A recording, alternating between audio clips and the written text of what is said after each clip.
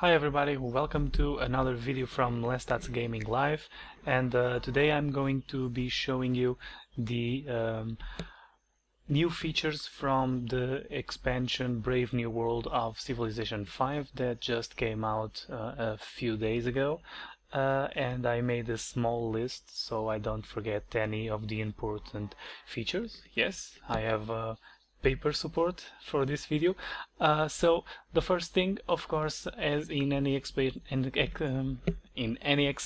from Civilization, you have a few new civilizations to play with, and as you can see, I'm playing with the Portuguese right now.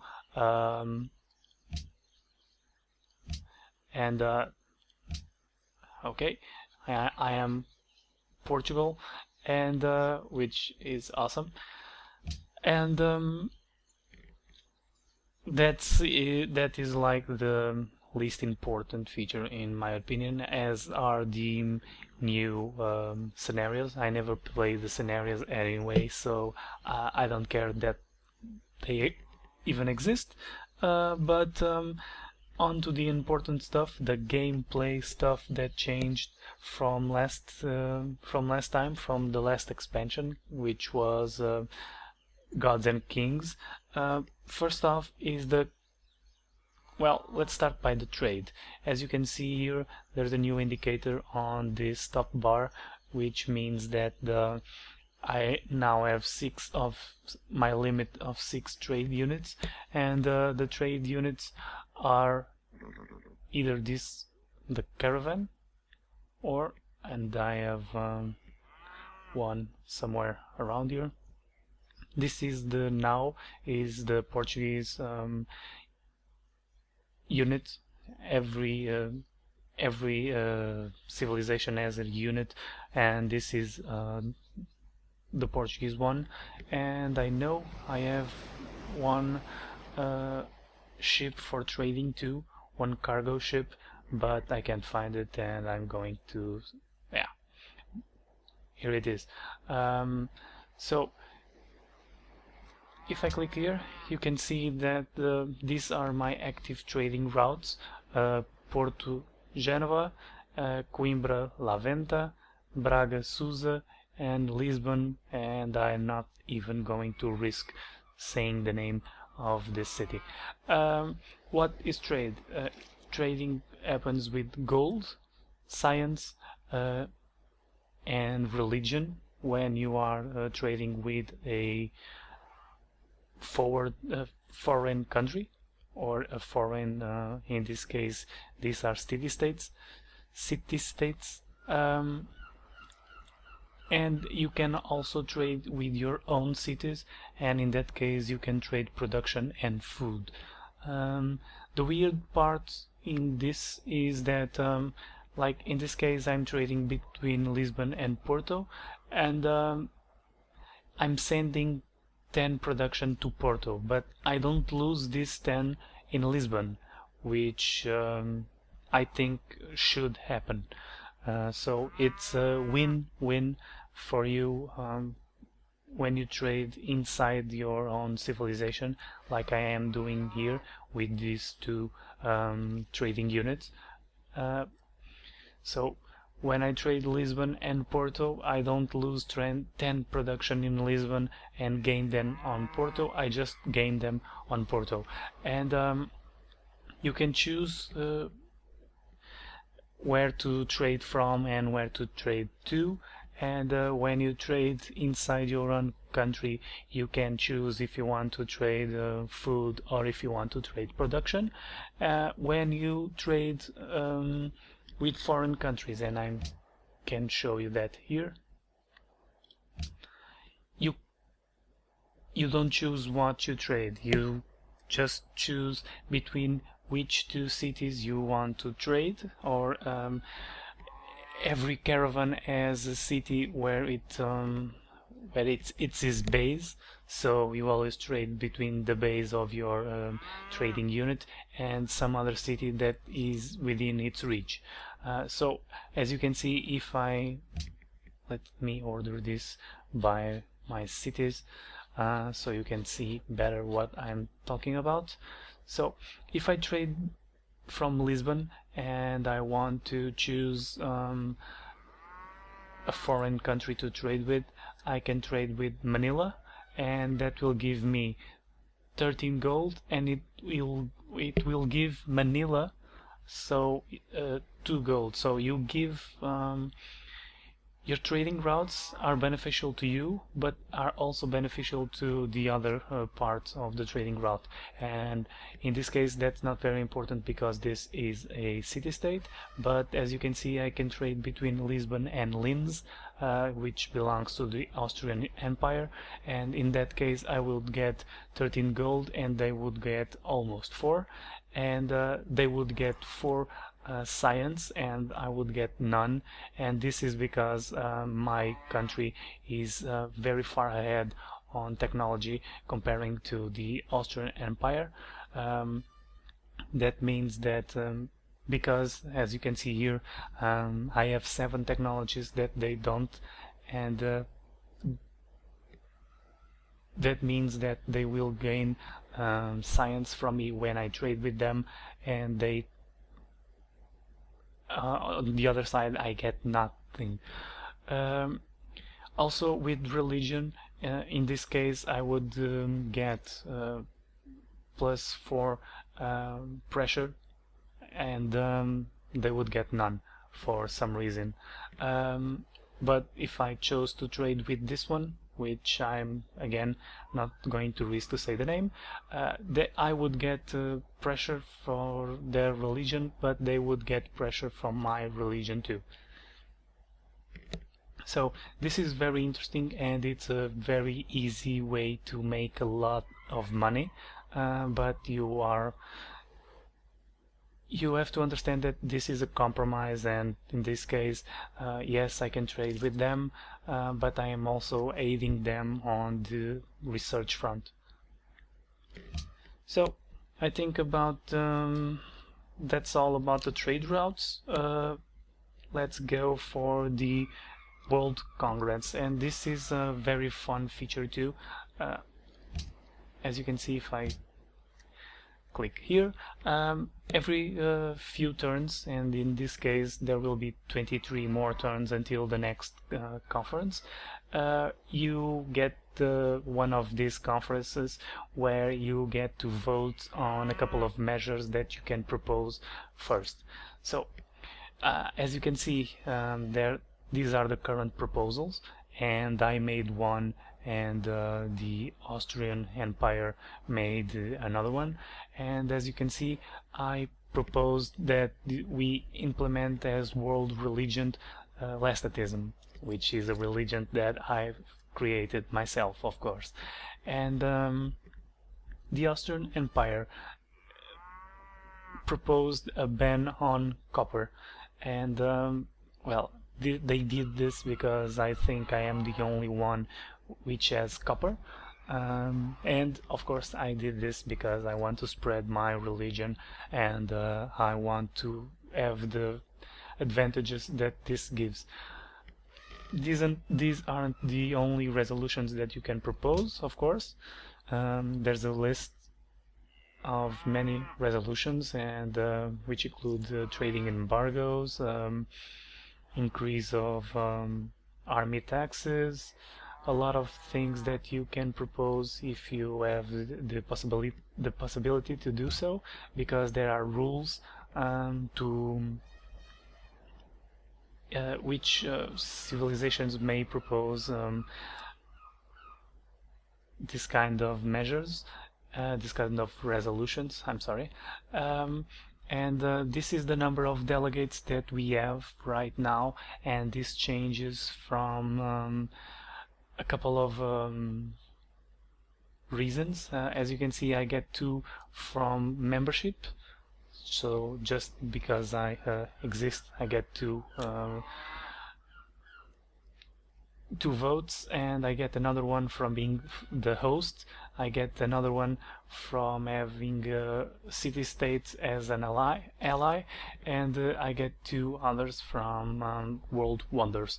So my opponents right now get only 3 each, and this you don't get to vote with all of them on the all of the proposals. So in this case I have 6, and I'm going to vote with I don't know, 4 here.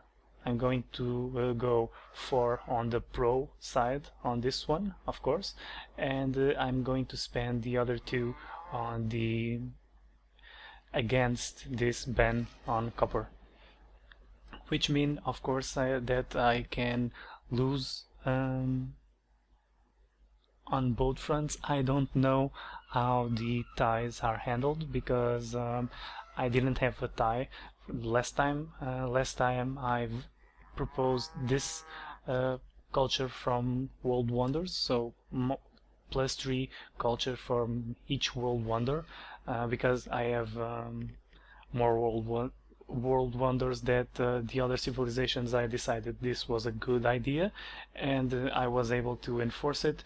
There was another proposal that was rejected that I don't remember which was, and there's also of course vote to where the next conference will be held, and in this case the first one was in Lisbon, because I was the first to achieve the requirements to these conferences to initiate, so I was chosen as the host, and the next time I voted for myself, of course, and I won, and these guys also voted for themselves, so the guy with most votes won, of course. What happens is that each time the rules for the delegates change. So this time I get 2 from membership and 1 from each ally, but next time the rules may be different, and that means that it's not guaranteed that I will stay the one with most delegates for next time. This is pretty fun, and it's a way to implement foreign relations, and I guess that in network play it would be more important than it is in single player, like I am doing right now. So World Congress is for me it's good news, and it's fun to do. Let's now go to the cultural victory, which is also new right now, and let me show a little more how you can do it. So there are 3 new great persons. The great musician, the great writer, and the great artist, and you can earn them just like you do with all the other great persons. So if I came near to my capital, you can see that I am on the way to getting another great musician, as I am on the way to getting a great merchant and a great engineer. And after I get the great musician, I can use it to create a work of art, and I then place it on one of these slots. So I'm getting a great musician in a little while, and I have space for a work of art in that from that artist here on Coimbra. I have an opera house that has a slot where I can put that, and that means that I will be able to get 2 more on this meter here, on the tourism meter. And when I come here,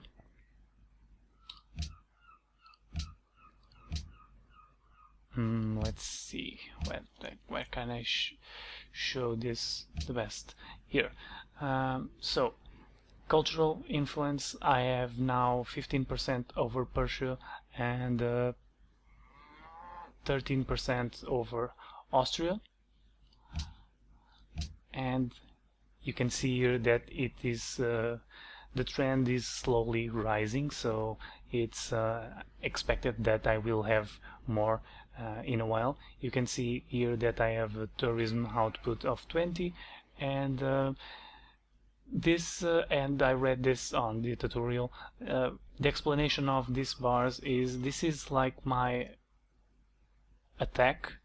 I mean, it's the amount of tourism that I am throwing at them, and this is their culture, and so it acts like a defense. So the more culture advanced their civilization is, the less the impact my tourism has on them. And I can change it here, so you can see it from the Persia side. Persia is falling right now, their influence is falling, and you can see that they have only plus 12 against me because my my culture is very high, and they have plus 17 against Austria because they don't have nearly as much culture as I do. So they now have 7.7 over me and 21 over Austria, and if I go to Austria, they are falling towards me, so 4.1 towards me because of my culture again, and they are with 13 over Persia because they have this 10, and because of this bonus that they have 75% bonus, 25 for open borders, 25 for trade route between their two sieves, and 25 more from shared religion. So what this means is that once you have influence over enough cultures, you over enough civilizations, I'm sorry, you will win the game if you have that kind of victory enabled, of course. This is... I'm not big on the different kind of victories. I generally go for kill everything that moves, but if you like it, if you like those kind of different ways to play the game, then yeah, it's kind of fun to try to use the culture to win the game. And here there is an indication for antiquity sites not yet excavated. This is because there's a new unit, it's called an archaeologist, and let's see, here it is, and you can use him to dig on archaeology sites. I don't know if they are marked like this. No, I think they're not. But yeah, I have not explored this this feature yet, this new unit, but it's a way to gain more tourism, more points toward this indicator right here. The other big change on my list that I am scratching right now, so the only thing left to talk about is about policies and ideology, and that is a big change. Let me show. The social policies are different this time. There is an indication here of ideology, and you must choose an ideology, and I played just until this part, so I played by myself until I was far enough to get to choose an ideology, and that happens when either you have 3 factories or you reach the modern era, whichever comes first. In my case it was the 3 factories. So if you are familiar with the social polities right here, they've all changed a little bit, and the things they grant changed to encompass, for example, the new trade routes. These now give some bonuses to trade routes, like you see here, +2 gold from all your land trade routes. And of course there are small changes all around here, but when you reach this point of the game you get to choose your ideology, and if I click here you see there are 3 possible ideologies for you to choose from: autocracy, freedom and order. And if you click here on details, it shows you the details of each ideology, and apparently there will be 3 levels for each ideology, and all of them have multiple effects at each level. So if I am at level 1 of autocracy, I will have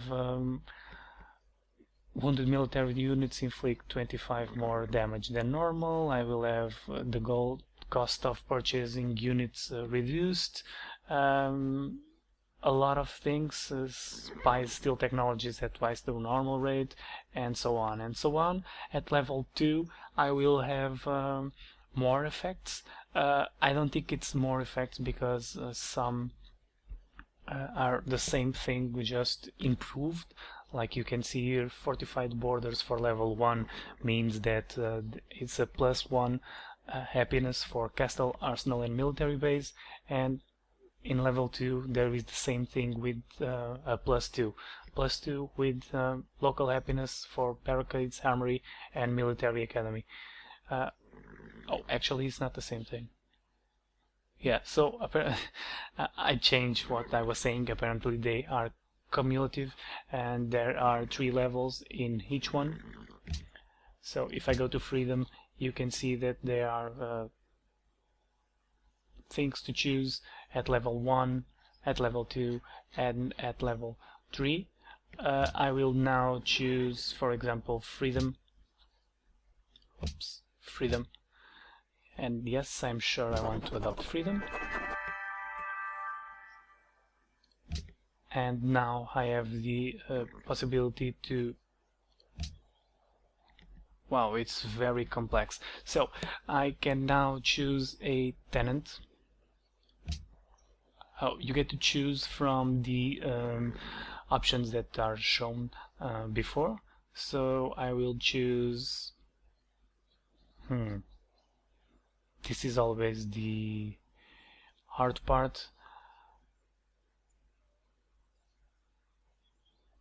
Well, great people chance increased by 25%. Okay. And now I will choose the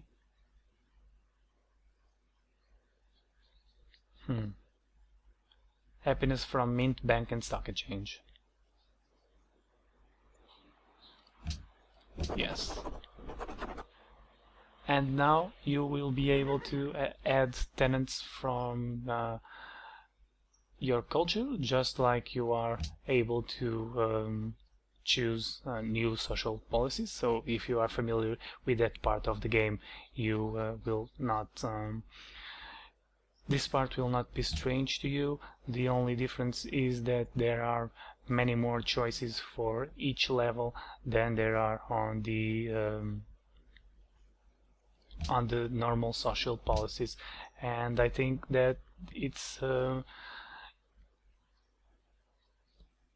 when you have enough people that are not happy due to your social policy, due to your ideology, I'm sorry, you can change it for one that fits your civilization a little bit better. So guys, thank you for watching, and don't forget to leave me a comment saying, talking about what you think of this new expansion. I think it's weird for an expansion to come out 3 years after a game releases, but I'm happy they do it because I love Civilization, as you already know if you follow my channel, and this gives me the opportunity to record a few more videos out of Civilization, which I always enjoy. So leave me a comment with your opinions, and thank you for watching. Don't forget to subscribe, follow me on Facebook and on Twitter, and stay sharp for new videos. Thank you. Bye.